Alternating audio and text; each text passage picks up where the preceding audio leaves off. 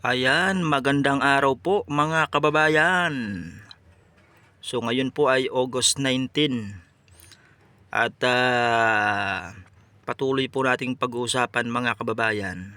Ito pong patungkol sa barangay at SK election na sa kasalukuyan ay ang schedule po ay November 2, 2026 mga kababayan.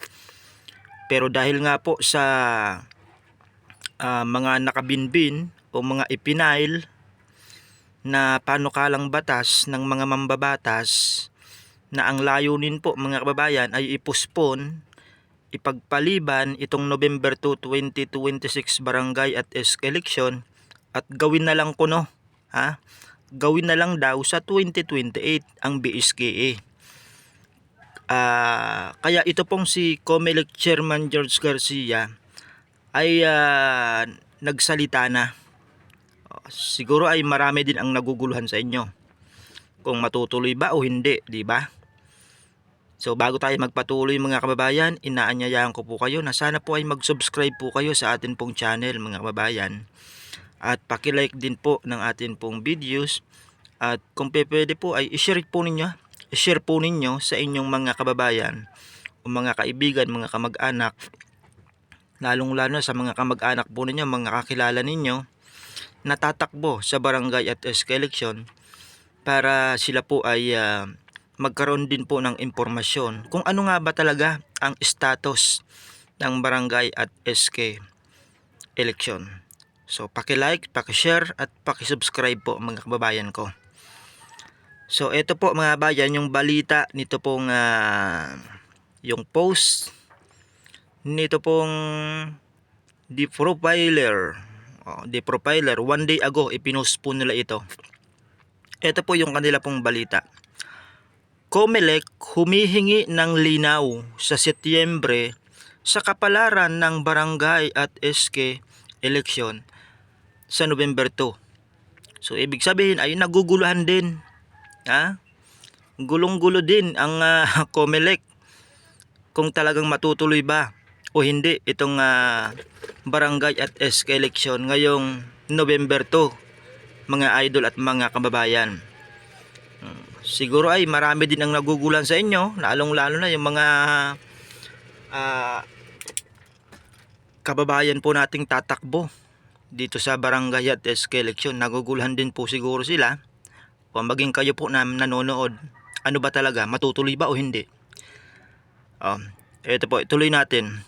Hiniling ng Commission on Elections, COMELEC, sa Kongreso na linawin bago sumapit ang Setyembre kung itutuloy ang barangay at sangguniang kabataan elections BSKE sa nakataklang November 2, 2026 dahil maaaring maapektuhan ang paghahanda ng full body para sa 2028 national at local elections kung magtatagal ang kawalan ng katiyakan.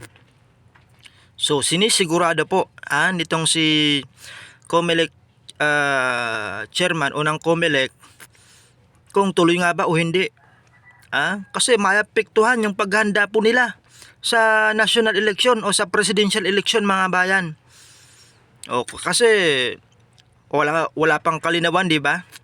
Wala pang kalinawan kung matutuloy ba o hindi itong BSKE kasi alam natin na talagang may mga nakapile na postponement na balang araw baka mapospon ulit itong November 2, 2026 BSKE. Kaya humingi po ng kalinawan itong COMELEC mga kababayan sapagkat tunay talaga na mahirap talaga sa sitwasyon ng COMELEC ang ganito pong uri ng sitwasyon.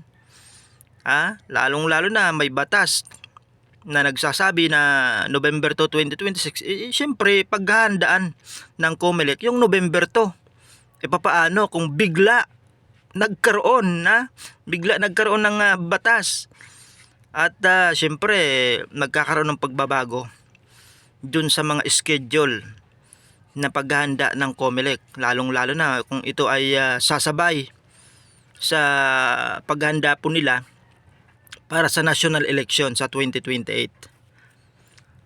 tuloy natin. Ayon kay COMELEC Chairperson George Garcia, kailangan ng komisyon ng maagang desisyon, lalo na kung nais ng mga mambabatas na ipagpaliban ng barangay at youth elections. Kung tatapusin nila ang Agosto, sana may balita na sa bandang September. Bandang September man lang, kahit papaano. Pahayag ni Garcia. Tuloy natin. Binigyan din ni Garcia na hindi nagtatakda ng deadline ang COMELEC para sa Kongreso. Sa halip, nais lamang ng komisyon na magkaroon ng sapat na panahon upang maiangkop ang operasyon nito sakaling ilipat ang halalan. Ito yung pagkakasabi ni COMELEC Chairman Garcia, mga bayan. Hindi sa pag-i-impose sa ating Kongreso ng kondisyon. Kami lang nag-i-express. Kung hindi talaga matutuloy, sana maliwanag na. Sana maliwanag na by September. So ano na ngayon? August 19 na, mga bayan. August 19 na at almost 10 days na lang ay September na, mga kababayan. Sabi po ni Chairman Garcia, dapat by September maliwanag na sa komisyon kung talagang tuloy ba o hindi yun pong pagdaraos ng barangay at SK election. Mahalaga ang timing dahil inaasahang sisimula ng COMELEC ang paghahanda para sa 2028 national and local election sa 2027. Ang pagkakaalam ko po, mga kababayan, sa October 2027 na yun pong filing ng COC or Certificate of Candidacy ng mga kakandidato para sa national or presidential elections. Nandyan po yung mga kakandidato sa senador, maging sa local election kasama yung mga mayor, governor, sila po yung magkakasama diyan po sa national and local election, mga babayan, na talagang paghahandaan po talagang matindi yung paghahanda dito dapat ng atin pong Commission on Elections. Kaya itong si COMELEC Chairman Garcia ay naninigurado kung tuloy ba o hindi itong 2026 BSKE. Ayon kay Garcia, maaari pang ma-accommodate ng komisyon ang postponement hanggang Mayo 2027. Ibig sabihin ay pwede pang ibig sabihin ay kino-considered pa, tinatanggap pa ni COMELEC Chairman na yung postponement ng BSK hanggang Mayo. So hindi dapat lumagpas ng Mayo 2027. Sapagkat kung lumagpas ng Mayo 2027, mahihirapan talaga yung atin pong Commission on Election sa kanilang gagawing paghahanda, lalong-lalo na sa national election. Dapat hanggang Mayo 2027. Paglagpas sa second quarter, kailangan ng ituon ng COMELEC ang mga tauhan at resources nito sa paghahanda para sa 2028 election. Ito pa. Hindi naman sa iniimpluwensyahan ang desisyon ng ating Kongreso, pero mukhang hindi namin kakayanin. Di ba? Napakalinaw ng sabi ni Chairman Garcia. Mukhang hindi namin kakayanin ang lalampas second quarter ng 2027 kasi crucial sa amin na mag-focus ang COMELEC sa 2028 national and local election. Ito po, mga panukalang pagpapaliban. Nakatakda ang BSK sa November 2 alinsunod sa Republic Act number 12232 na nilagdaan ni Pangulong Ferdinand Marcos Jr. noong 2025. Sa ilalim ng batas, 4 na taon ang termino ng mga halal na barangay at sangguniang kabataan officials. Gayunman, ilang panukala na ang nakabinbin sa Kongreso na naglalayong ilipat ang halalan. Kabilang dito ang Senate Bill 2387 na inihain po ni Senate President Francis Chis Escudero na naglalayong palawigin sa 5 taon ang termino ng incumbent barangay at SK officials at ilipat sa November 2028 ang susunod na barangay at SK election. May mga hiwalay ding panukalang postponement na inihain ng ilang miyembro ng House of Representatives.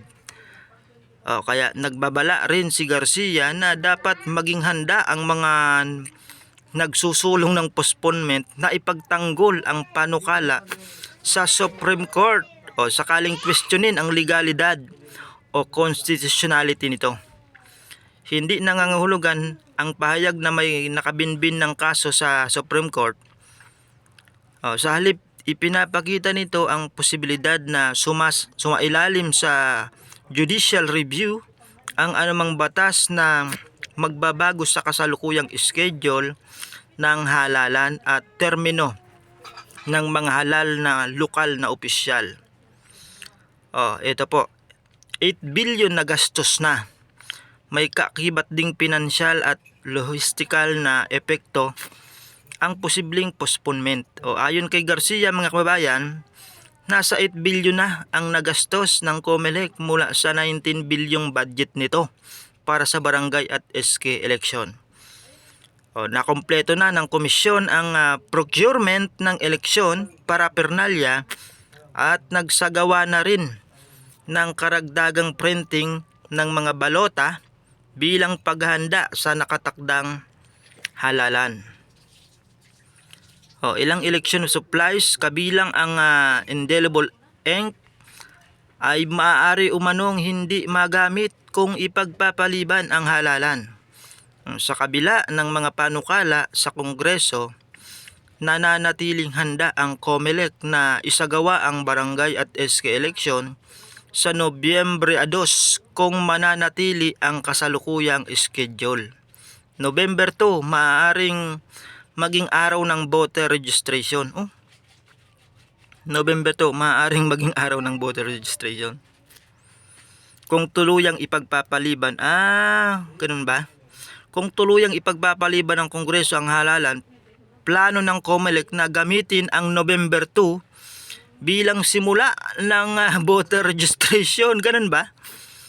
Sa ganitong paraan, magagamit pa rin ng komisyon ang petsang nakapaloob na sa electoral calendar nito habang inililipat ang operasyonal focus sa susunod na yugto ng paghanda para sa halalan. Sa ngayon, November 2, 2026 pa rin ang opisyal na petsa BSKE.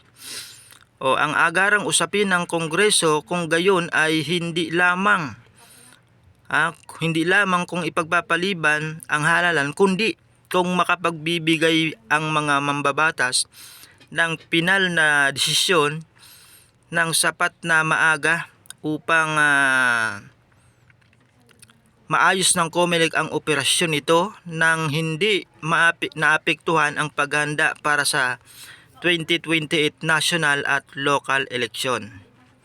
Para sa full body, Setyembre ang puntong nais nitong tuluyang matapos ang kawalan ng katiyakan.